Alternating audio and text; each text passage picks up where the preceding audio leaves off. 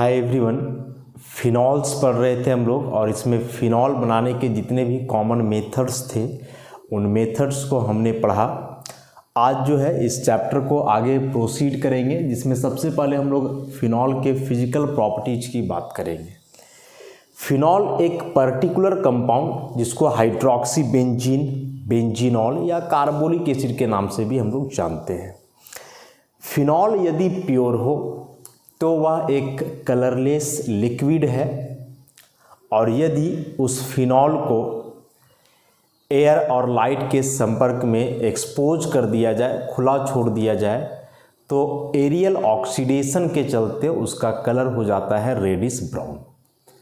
Pure phenol एक colourless liquid है, अपना कैरेक्टरिस्टिक स्मेल है इसका, लेकिन वही फिनॉल को यदि आप एयर और लाइट के संपर्क में एक्सपोज करके छोड़ देते हो तो या रेडिश ब्राउन में जो है कन्वर्ट हो जाता है। और रीज़न है कि एरियल ऑक्सीडेशन हो जाता है इसका, और ऑक्सीडेशन के चलते कुछ कंपाउंड बनता है बेंजोक्विनोन टाइप का, और उसके चलते इसका कलर हो जाता है रेडिश ब्राउन। अब ये तो फिजिकल स्टेट की बात हुई। अब यदि हम लोग बात करें बॉइलिंग पॉइंट का, बॉइलिंग पॉइंट, तो देखो बॉइलिंग पॉइंट हम लोग कंपेयर करते हैं। कंपेयर किससे करोगे? तो फिनॉल का बॉइलिंग पॉइंट को आप कंपेयर करो अल्काइल बेंजीन से करो, हेलोबेंजीन से करो, क्लोरोबेंजीन ले लो और फिनॉल लो। फिनॉल, यहाँ आपने टॉल्यूइन लिया, दिस इज क्लोरोबेंजीन, और यह है फिनॉल। फर्स्ट ऑफ ऑल यदि मोलर मास की बात करें हम लोग, तो टॉल्यूइन का जो मोलर मास है 92, इसका 112.5 और इसका 94, मतलब टॉल्यूइन और फिनॉल का मोलर मास ऑलमोस्ट सेम हुआ। क्लोरोबेंजीन का ज़्यादा है, लेकिन हाँ बहुत भी ज़्यादा नहीं है, अप्रॉक्स 18 यूनिट के आसपास जो है ज़्यादा है। और अब यदि बॉइलिंग पॉइंट की बात करें 383 केल्विन, 405 केल्विन, और फिनॉल का बॉइलिंग पॉइंट 454 केल्विन, ऐसा। तो इस डाटा के आधार पे यदि आप एक्सप्लेन करोगे कि फिनॉल का बॉइलिंग पॉइंट सबसे अधिक क्यों हुआ, तो एक्सप्लेनेशन काफ़ी आसान है। देखो, किसी भी सब्सटेंस का जो बॉइलिंग पॉइंट है, मतलब लिक्विड सब्सटेंस का जो बॉइलिंग पॉइंट है, दो चीज़ पे डिपेंड करता है, एक तो मोलर मास पे और दूसरा इंटरमॉलिक्यूलर फोर्स पे। यदि मोलर मास सब्सटेंस का ऑलमोस्ट सेम हो तो आप इंटरमॉलिक्यूलर फोर्स को देखो। हाँ, यदि मोलर मास और इंटरमॉलिक्यूलर फोर्स दोनों कॉन्ट्राडिक्ट करे तो इंटरमॉलिक्यूलर फोर्स हमेशा ओवरकम करता है, मतलब इंटरमॉलिक्यूलर फोर्स हमेशा मेन होता है, उसके आधार पे एक्सप्लेनेशन दिया जाता है। तो यदि इन तीनों कंपाउंड्स की आप बात करो तो मोलर मास टॉल्यूइन और फिनॉल का ऑलमोस्ट सेम हुआ। क्लोरोबेंजीन का मास थोड़ा ज़्यादा है, बहुत भी ज़्यादा नहीं, थोड़ा ज़्यादा है। तो मोलर मास के हिसाब से तो क्लोरोबेंजीन का सबसे ज़्यादा है, तो इसका बॉइलिंग पॉइंट सबसे अधिक होना चाहिए, लेकिन नहीं है।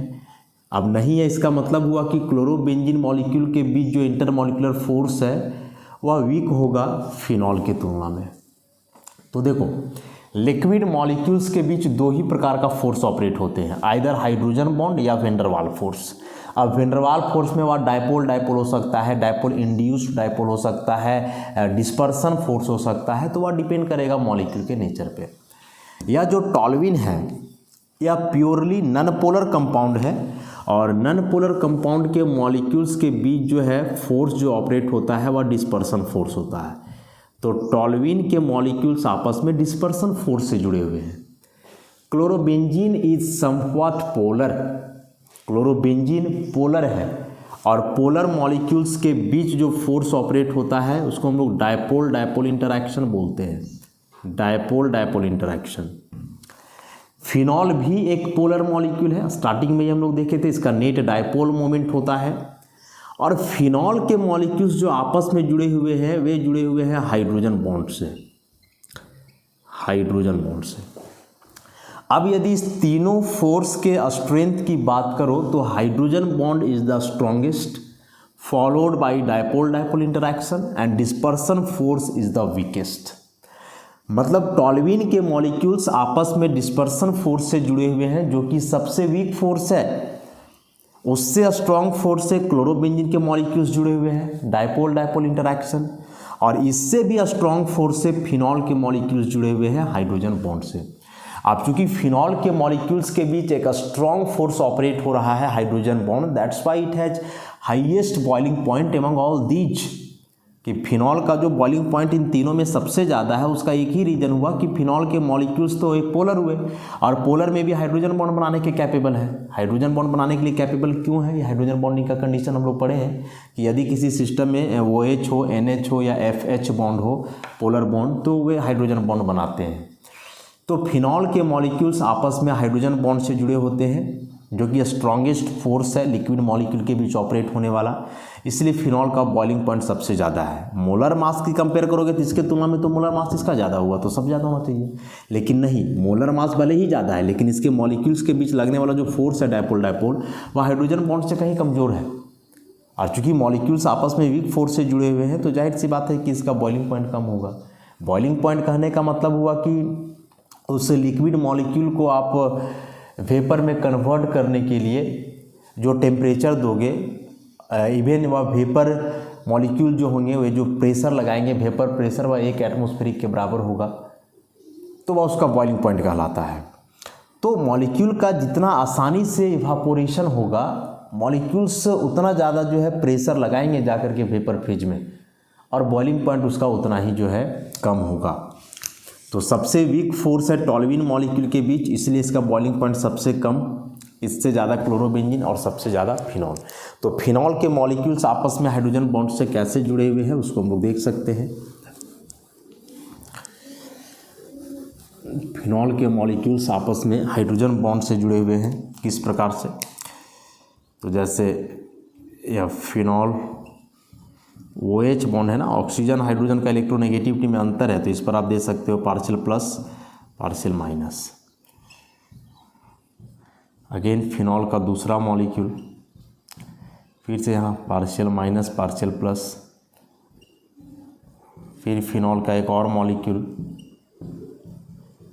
प्लस माइनस, और फिनॉल का एक और मॉलिक्यूल। ऐसे कई मॉलिक्यूल्स होंगे जो आपस में जुड़े रहेंगे, एसोसिएशन होगा उनका इंटरमॉलिक्यूलर हाइड्रोजन बॉन्डिंग के through.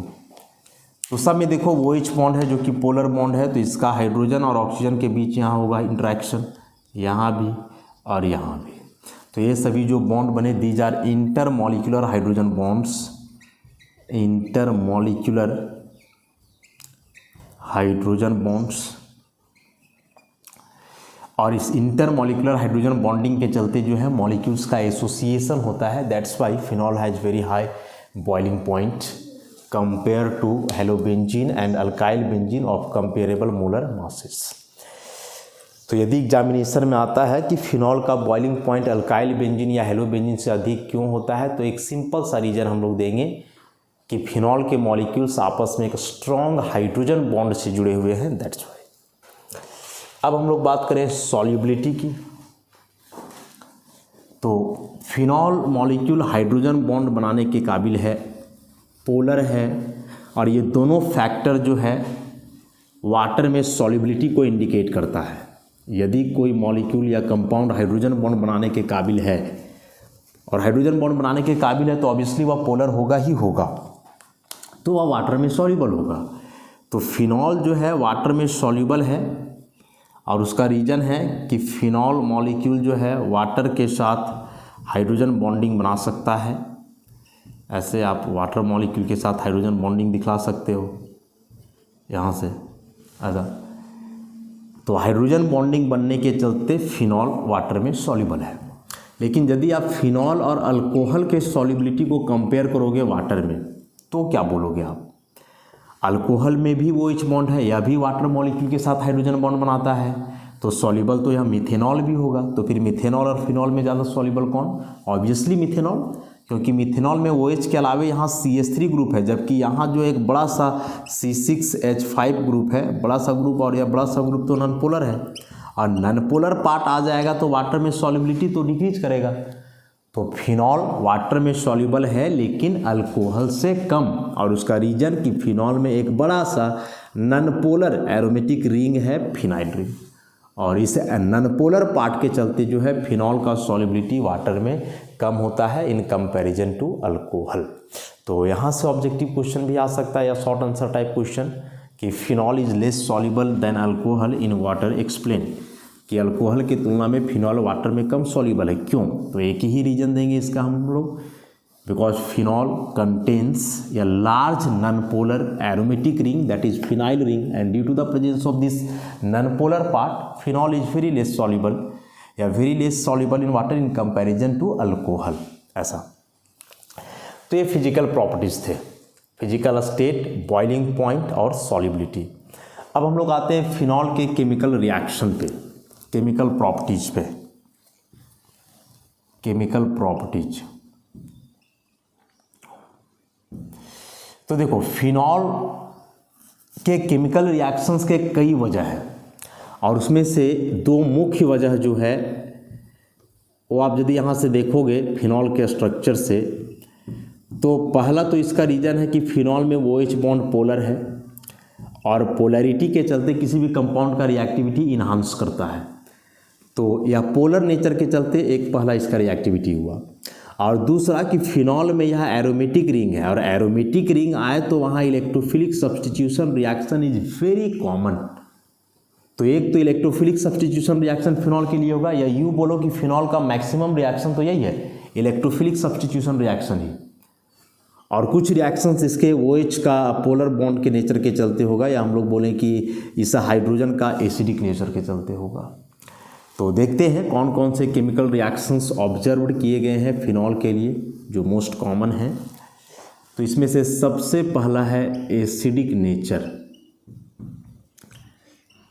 Acidic nature, phenol is an acid and a stronger acid than alcohol.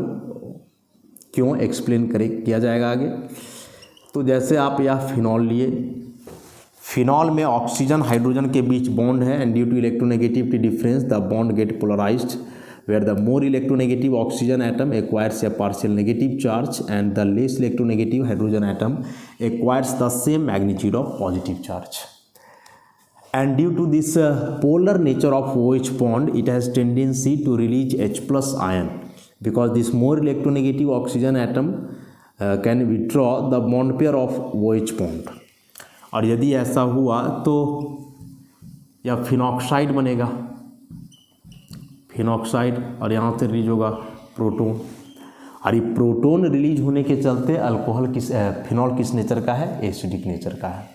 अब यदि फिनॉल एसिडिक नेचर का है, इसका मतलब हुआ कि जितने भी रिएक्शंस होते हैं एसिड्स के लिए वो करेगा फिनॉल, तो ऑब्वियसली करेगा। जैसे आप रिएक्शन किसी एक्टिव मेटल से करवाओ, reaction with active metals, sodium potassium कोई अल्कली मेटल वगैरह ले लो, तो जब आप फिनॉल को अल्कली मेटल से ट्रीट करवाओगे लाइक सोडियम, तो सोडियम फिनॉक्साइड बनता है और हाइड्रोजन गैस इवॉल्व होता है। और यदि कोई सब्सटेंस एक्टिव मेटल से रिएक्शन करके हाइड्रोजन गैस इवॉल्व करे तो यह उस सब्सटेंस के एसिडिक नेचर को इंडिकेट करता है।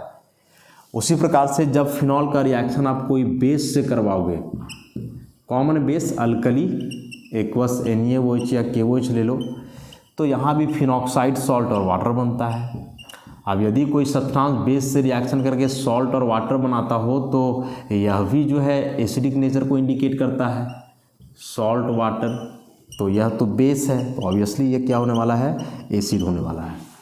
तो ये जो रिएक्शंस हैं, रिएक्शन विथ एक्टिव मेटल्स, जिसमें कि हाइड्रोजन गैस का इवोल्यूशन हो रहा है, और दूसरा कॉमन बेस के साथ रिएक्शन जिसमें कि सॉल्ट और वाटर का फॉर्मेशन हो रहा है, तो ये दोनों रिएक्शंस जो है कन्फर्म करते हैं इस बात को कि फिनॉल एसिडिक नेचर का है। साथ ही साथ फिनॉल जो है ब्लू लिटमस को रेड भी करता है। एसिडिक तो अल्कोहल भी था, लेकिन अल्कोहल जो है ब्लू लिटमस को रेड नहीं करता, मतलब उसका एसिडिक स्ट्रेंथ बहुत ज़्यादा नहीं है, लेकिन फिनॉल जो है वह ब्लू लिटमस को रेड करता है। फिनॉल को यदि आप वाटर में डिजॉल्व करोगे तो यह फिनॉक्साइड और हाइड्रोनियम आयन बनता है। वाटर में यदि आप इसको डिजॉल्व करते हो तो ये फिनॉक्साइड और हाइड्रोनियम आयन बनेगा। ऐसा ब्लू लिटमस को रेड करेगा तो यह ब्लू लिटमस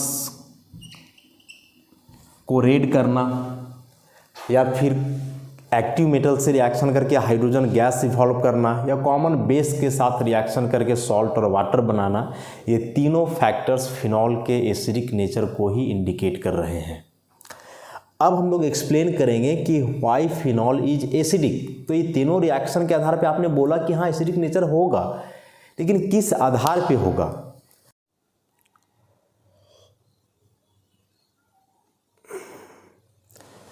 हाँ, तो फिनॉल के एसिडिक नेचर को जो है हम लोग एक्सप्लेन करेंगे अब कि फिनॉल एसिडिक क्यों है।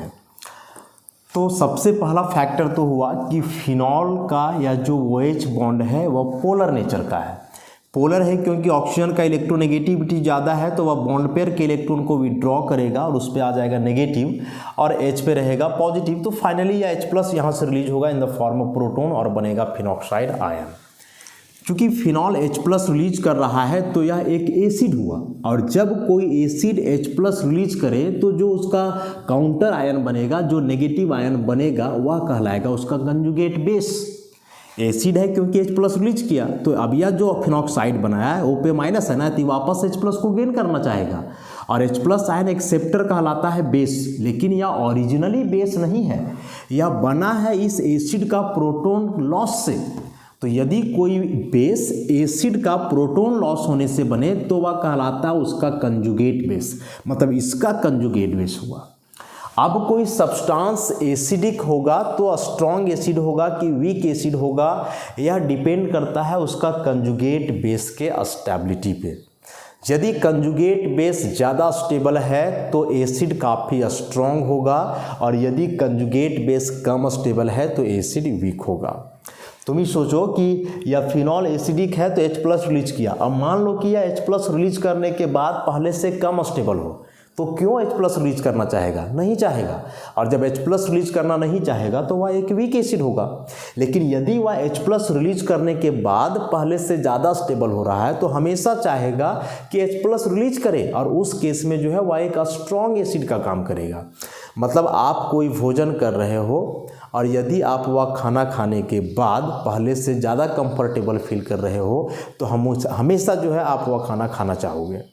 लेकिन आप वह भोजन कर लिए जो खाने के बाद अनकंफर्टेबल फील कर रहे हो, जो नहीं पच रहा है, आपको दिक्कत हो रहा है, वॉमिटिंग कर रहे हो, तो दोबारा वो खाना आप कभी नहीं खाना चाहोगे। सपोज कोई प्योर वेजिटेरियन है, आप उसको नॉनवेज दे दिए, खाएगा ही नहीं, क्योंकि खाने के बाद वह बहुत ज़्यादा अनकंफर्टेबल फील करने वाला है। लेकिन वही चीज़ यदि आप एक नॉन वेजिटेरियन को दोगे तब तो वह बड़ा चाव से खाएगा, क्योंकि वह उसको खाने के बाद पहले से ज़्यादा कंफर्टेबल फील कर रहा है, और शुरू वाला जो वेजिटेरियन था वह उसको खाने के बाद कम कंफर्टेबल फील कर रहा है, तो उसको नहीं खाना चाहेगा। और जो ज़्यादा कंफर्टेबल फील कर रहा है, मैंने ज़्यादा स्टेबल हो रहा है, वो हमेशा उसको खाना चाहेगा। तो उसी प्रकार से जो है यहाँ है कि यदि कोई एसिड H+ रिलीज कर रहा है, पहले से ज़्यादा कंफर्टेबल है, ज़्यादा स्टेबल है, तो हमेशा H+ रिलीज करना चाहेगा और वह एक स्ट्रॉन्ग एसिड होगा। लेकिन यदि वह H+ रिलीज करने के बाद पहले से कम स्टेबल है तो कभी H+ रिलीज करना नहीं चाहेगा और वह एक कमज़ोर एसिड होगा।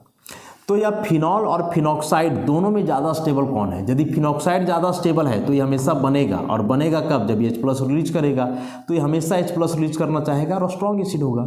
लेकिन यदि फिनॉक्साइड से ज़्यादा स्टेबल फिनॉल है तो फिर भाई ये तो H+ रिलीज नहीं करना चाहेगा, फिर इस केस में यह एक वीक एसिड होगा।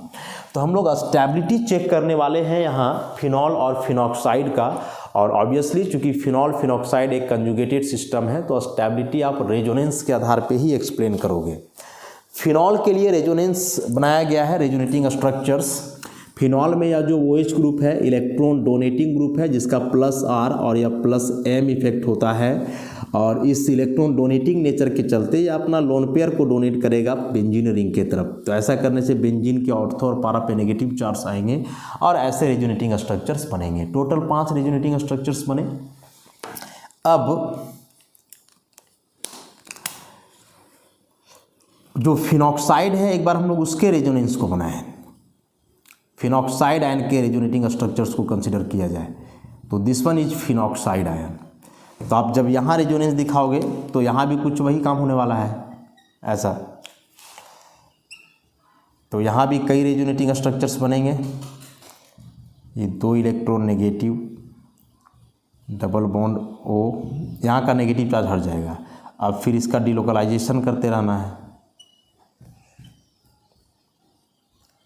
डबल बॉन्ड O ही रहेगा ऊपर और यहाँ 2 इलेक्ट्रॉन नेगेटिव। फिर आप इसको यहाँ शिफ्ट करो। रेजोनेंस जो हम लोग काफ़ी डिटेल में पढ़े हैं बेसिक ऑफ ऑर्गेनिक केमिस्ट्री में, उसके आधार पे चलने वाला है। फिर 2 electron negative, double bond O, और एक बारी वापस इसको पहले के जैसा आप करो।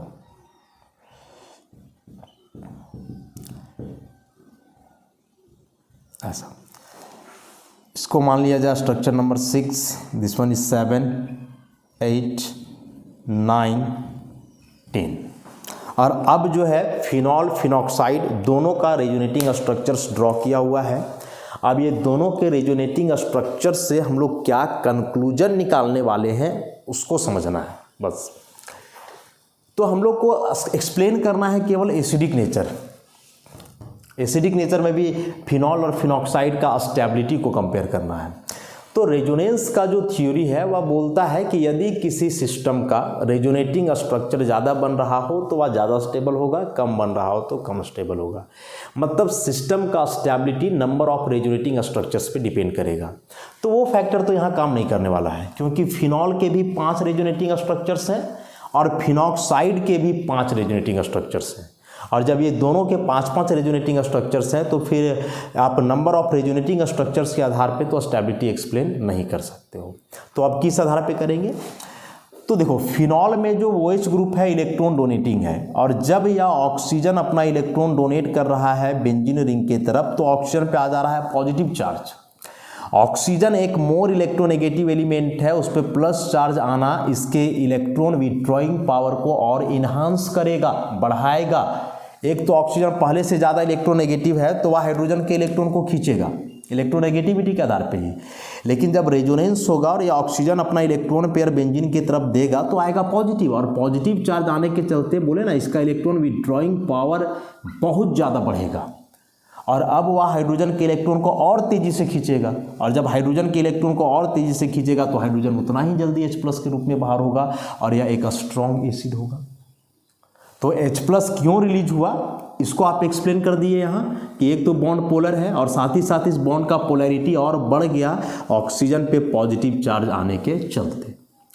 अब दोनों के स्टेबिलिटी को यदि देखोगे तो 5 रेजोनेटिंग स्ट्रक्चर्स यहाँ, 5 यहाँ, लेकिन इसके रेजोनेटिंग स्ट्रक्चर में देखोगे तो जो मोर इलेक्ट्रोनेगेटिव है एटम ऑक्सीजन उस पर है पॉजिटिव, और जो लेस इलेक्ट्रोनेगेटिव कार्बन है उस पर नेगेटिव है।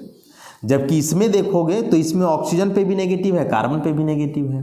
तो रेजोनेंस थ्योरी बोलता है कि एक मोर इलेक्ट्रोनेगेटिव एलिमेंट पे नेगेटिव चार्ज हो तो वह ज़्यादा स्टेबल होगा, लेस इलेक्ट्रोनेगेटिव एलिमेंट पे पॉजिटिव चार्ज हो फिर भी वह ज़्यादा स्टेबल होगा। लेकिन फिनॉल में तो कहानी उल्टा है, यहाँ मोर इलेक्ट्रोनेगेटिव ऑक्सीजन पे पॉजिटिव है जबकि लेस इलेक्ट्रोनेगेटिव कार्बन पे नेगेटिव चार्ज है। तो यह दोनों फैक्टर इसके स्टेबिलिटी को कम कर रहा है। जबकि आप इसमें जाओगे तो जो मोर इलेक्ट्रोनेगेटिव ऑक्सीजन है इस पर भी नेगेटिव चार्ज है और कार्बन पे भी नेगेटिव चार्ज है। तो कार्बन बहुत कम इलेक्ट्रोनेगेटिव नहीं है, बस ऑक्सीजन की तुलना में कम इलेक्ट्रोनेगेटिव है। ओवरऑल यह भी एक नॉन मेटालिक नेचर का है तो इस पर भी नेगेटिव चार्ज इसको सूट ही करेगा। तो फिनॉक्साइड में मोर इलेक्ट्रोनेगेटिव एलिमेंट पे नेगेटिव चार्ज है जबकि इसमें उल्टा है, मोर इलेक्ट्रोनेगेटिव पे पॉजिटिव और लेस इलेक्ट्रोनेगेटिव पे नेगेटिव चार्ज। तो यह फैक्टर भी जो है फिनॉल को कम स्टेबल बनाता है फिनॉक्साइड से। And the most correct reason is that कि in phenol there is separation of positive and negative charges and energy is needed to keep apart these two opposite charges, and therefore the energy of this system will get increase and its stability get decrease। कि phenol में जो है positive और negative charge दोनों charge बन रहे हैं, तो इस दोनों चार्ज को सेपरेट करने के लिए एनर्जी देना होगा, तो सिस्टम का एनर्जी बढ़ेगा और स्टेबिलिटी घट जाएगा। जबकि फिनॉक्साइड में अपोजिट चार्ज नहीं है, देखो यहाँ भी नेगेटिव है, यहाँ भी नेगेटिव है, सब जगह केवल नेगेटिव है, तो यहाँ केवल नेगेटिव चार्ज का डीलोकलाइजेशन हो रहा है और यहाँ चार्ज का सेपरेशन, तो यहाँ चार्ज को सेपरेट करने के लिए एनर्जी लगेगा, जबकि यहाँ डीलोकलाइजेशन होगा तो एनर्जी रिलीज होगा, तो इस सिस्टम का एनर्जी कम हो जाएगा और इसका ज़्यादा। और एनर्जी फैक्टर के भी आधार पे देखोगे तो जिसका एनर्जी जितना कम होगा उतना ज़्यादा क्या होता है, स्टेबल। तो दो मेन रीजन हुआ। पहला रीजन कि फिनॉल में मोर इलेक्ट्रोनेगेटिव पे ऑक्सीजन है, पॉजिटिव चार्ज है, और लेस इलेक्ट्रोनेगेटिव पे नेगेटिव, तो पहला कारण यही है इसको कम स्टेबल बनाने का। और दूसरा कि इसमें सेपरेशन ऑफ चार्ज हो रहा है, जिसके कारण एनर्जी सिस्टम को लगेगा और इसका एनर्जी बढ़ जाएगा, स्टेबिलिटी घट जाएगा। जबकि इसमें चार्ज का डीलोकलाइजेशन हो रहा है तो इसमें एनर्जी घटेगा और स्टेबिलिटी क्या होगा, बढ़ेगा। तो इन फैक्टर्स के आधार पे आप कंक्लूड किए या निष्कर्ष निकाले कि नहीं, phenoxide ion is much more stable then that of phenol, और रीजन्स इसके कई हुए। तो अब चूंकि फिनॉक्साइड आयन ज़्यादा स्टेबल है फिनॉल से, तो फिनॉक्साइड हमेशा चाहेगा कि इसी फॉर्म में रहे, और इसी फॉर्म में तब रहेगा जब फिनॉल H+ रिलीज करेगा। तो चूंकि फिनॉल H+ रिलीज करने के बाद पहले से ज़्यादा स्टेबल हो रहा है, इसलिए इसका H+ रिलीजिंग टेंडेंसी मैक्सिमम होगा और यह एक बहुत ही स्ट्रॉन्ग एसिड होगा। तो यह हम लोग एक्सप्लेन किए इसके एसिडिक नेचर को कि फिनॉल एसिडिक क्यों है।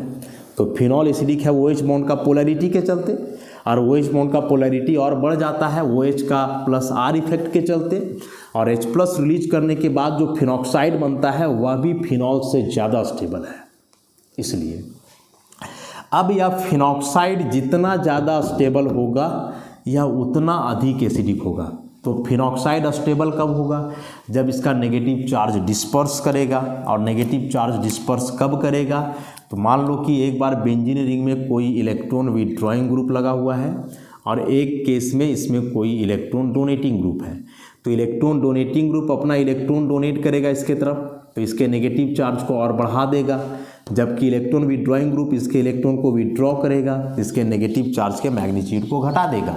तो आप इसको यहाँ से ऐसे लिख सकते हो कि electron withdrawing group disperse the negative charge by withdrawing the electron and hence stabilize the phenoxide ion and increases the acidity of phenol। ये लाइन आप लिख सकते हो कि इलेक्ट्रॉन विड्रॉइंग ग्रुप जो है नेगेटिव चार्ज को डिस्पर्स करेगा, मतलब कम करेगा। कैसे, तो इलेक्ट्रॉन को विड्रॉ करके, और इसीलिए फिनॉक्साइड आयन को स्टेबल कर देगा और फिनॉल के एसिडिक नेचर को बढ़ा देगा। इलेक्ट्रॉन डोनेटिंग ग्रुप में आप क्या लिखोगे, इलेक्ट्रॉन डोनेटिंग ग्रुप में कि इलेक्ट्रॉन डोनेटिंग ग्रुप इंटेंसिफाइज, बढ़ा देगा the negative charge by donating electron and hence destabilize the phenoxide ion and decreases the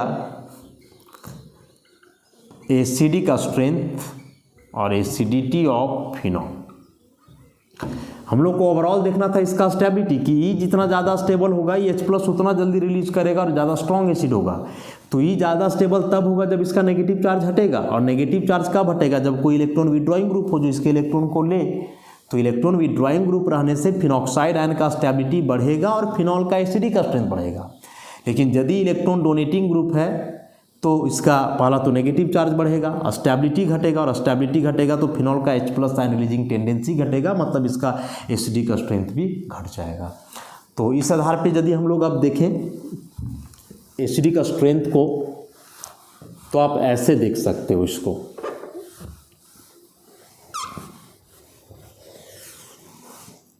कि एक तो फिनॉल है और इसमें लगा हुआ है कोई इलेक्ट्रॉन डोनेटिंग ग्रुप, दूसरा ओरिजिनल फिनॉल ही है, और तीसरा कि फिनॉल में कोई इलेक्ट्रॉन विड्रॉइंग ग्रुप है, ऐसा। तो एसिडिक का स्ट्रेंथ इस ऑर्डर में रहेगा, इलेक्ट्रॉन विड्रॉइंग ग्रुप वाला सबसे स्ट्रॉन्ग एसिड, फिर फिनॉल, और फिनॉल से भी वीक एसिड कौन होगा, जब इलेक्ट्रॉन डोनेटिंग ग्रुप रहेगा। तो सिंपल सा एक्सप्लेनेशन यदि हम लोग दें एक एग्जांपल देते हुए, तो मान लो कि यहाँ पारा पे लगा हुआ है मिथाइल ग्रुप और एक ओरिजिनल केवल फिनॉल हो, ऐसा, और दूसरा फिनॉल में पारा पे लगा हुआ हो कोई इलेक्ट्रॉन विड्रॉइंग ग्रुप NO2, तो यह NO2 इलेक्ट्रॉन विड्रॉइंग ग्रुप है, जबकि यह इलेक्ट्रॉन डोनेटिंग है। इसको आप ऐसे भी समझ सकते हो कि NO2 यदि इलेक्ट्रॉन विड्रॉइंग है तो यह फिनाइल रिंग के इलेक्ट्रॉन को विड्रॉ करेगा, तो फिनाइल रिंग फिर क्या करेगा कि इस OH बॉन्ड के इलेक्ट्रॉन को लेगा, ऐसा। तो इस तरह से जब इसका इलेक्ट्रॉन ज़्यादा इधर आएगा तो जल्दी से H+ रिलीज करेगा।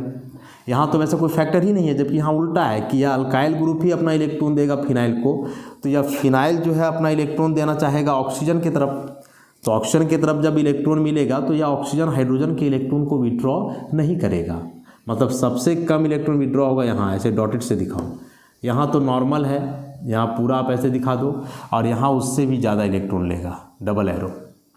तो जितना ज़्यादा इलेक्ट्रॉन विड्रॉ करेगा H उतना जल्दी रिलीज होगा, और वह उतना ही क्या होगा, स्ट्रॉन्ग एसिड होगा। अब यह जो एसिड होता है, तो एक तो आप इसको थियोरिटिकली ऐसे एक्सप्लेन करोगे, एक्सपेरिमेंटली किसी भी सब्सटेंस के एसिडिक नेचर को एक्सप्लेन किया जाता है Ka और pKa वैल्यू के आधार पे। अब ये Ka और pKa वैल्यू क्या है, तो इक्विलिब्रियम का कंसेप्ट है, थोड़ा सा समझ लेंगे हम लोग उसको, कि जैसे मान लो कि Ha कोई एसिड है, इसको आप वाटर में डिजॉल्व किए तो यह बनाएगा हाइड्रोनियम आयन प्लस उसका conjugate base. Law of equilibrium apply कीजिएगा तो concentration of product by concentration of reactant. अब चूंकि यहाँ H2O सॉल्वेंट है जिसका कंसंट्रेशन कांस्टेंट होगा, तो इसको मल्टीप्लाई कर दो, तो K into concentration of H2O को लिखेंगे Ka, और ये हो जाएगा H3O प्लस A माइनस, और यहाँ Ha। तो इस फॉर्मूला से हम लोग क्या ऑब्जर्व कर रहे हैं कि K is directly proportional to hydronium ion concentration, और यह हाइड्रोनियम आयन कब बना, जब ये H+ रिलीज किया था। तो इस हाइड्रोनियम आयन का कंसंट्रेशन जितना ज़्यादा होगा, मतलब उतना ज़्यादा H+ आयन बना है सॉल्यूशन में, तो उतना ही ज़्यादा Ka का वैल्यू आएगा, और जितना बड़ा Ka का वैल्यू रहेगा एसिड उतना स्ट्रॉन्ग होगा।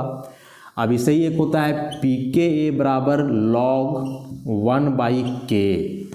अब यहाँ से यदि आप Ka का वैल्यू बढ़ाओगे तो pKa का वैल्यू घटेगा, तो इसका मतलब हुआ कि जो एसिडिक स्ट्रेंथ है, जो एसिडिक स्ट्रेंथ है यह डायरेक्टली प्रोपोर्शनल होगा K but inversely proportional to pK। तो इस K और pK वैल्यू के आधार पे एक्सपेरिमेंटली आप जस्टिफाई कर सकते हो एसिडिक स्ट्रेंथ को कि कौन स्ट्रॉन्ग एसिड होगा या कौन वीक एसिड होगा। तो अभी जो हम लोग लिखे हैं उस आधार पे यदि आप pK वैल्यू दिखाओगे तो फिनॉल का pK वैल्यू होता है 10 के आसपास, 9.98। इसका जो pK वैल्यू है फिनॉल का वह होता है 9.98, जबकि इसका pK वैल्यू होता है 10.14। और वही आप पारा नाइट्रोफिनॉल का pK वैल्यू देखोगे तो वह होता है 7.15। तो देखो पारा नाइट्रोफिनॉल का pK वैल्यू सबसे कम है, तो pK वैल्यू कम ही तो रहना है, तभी तो एसिडिक स्ट्रेंथ ज़्यादा होगा। तो सबसे कम है इसलिए सबसे स्ट्रॉन्ग एसिड हुआ, उसके बाद फिनॉल और सबसे वीक ही क्यों हुआ, इसको थियोरेटिकली हमने एक्सप्लेन किया कि यहाँ इलेक्ट्रॉन विड्रॉइंग ग्रुप है जो फिनॉक्साइड को स्टेबल बनाएगा, जबकि यहाँ इलेक्ट्रॉन डोनेटिंग है जो फिनॉक्साइड को अनस्टेबल बनाएगा। तो इस आधार पर आप एसिडिक नेचर को जो है एक्सप्लेन कर सकते हो। एसिडिक नेचर का और भी एक्सप्लेनेशन है, कुछ अलग अलग सब्स्टिट्यूएंट्स के आधार पे जो है हम लोग एक्सप्लेन करेंगे फिनॉल के एसिडिक नेचर को नेक्स्ट लेक्चर में। आज के लिए इतना ही, धन्यवाद।